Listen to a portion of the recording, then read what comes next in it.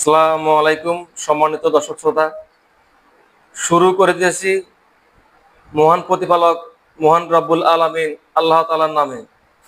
আজকে মানবদেহের জন্য খুবই গুরুত্বপূর্ণ লিপিড প্রোফাইল টেস্ট নিয়ে আলোচনা করব। কেন আপনার লিপিড প্রোফাইল টেস্ট করা উচিত? প্রথমত, এই টেস্টের মাধ্যমে রক্তের টোটাল কোলেস্টেরল তথা সিরাম কোলেস্টেরলের মাত্রা সম্পর্কে জানতে পারবো। কারণ সিরাম কোলেস্টেরল যদি স্বাভাবিকের চেয়ে বেশি বৃদ্ধি পায় তাহলে তা হৃদরোগ তথা হার্ট অ্যাটাক ও স্ট্রোকের ঝুঁকি বৃদ্ধি করে।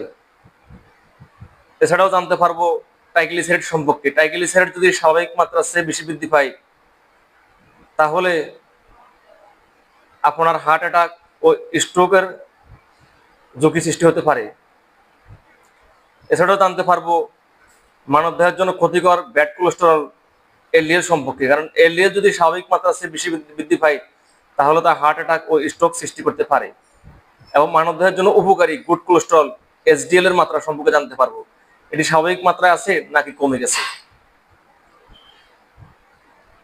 উল্লেখিত আলোচনার মাধ্যমে আমরা লিপিড প্রোফাইল টেস্টের গুরুত্ব সম্পর্কে জানতে পারলাম।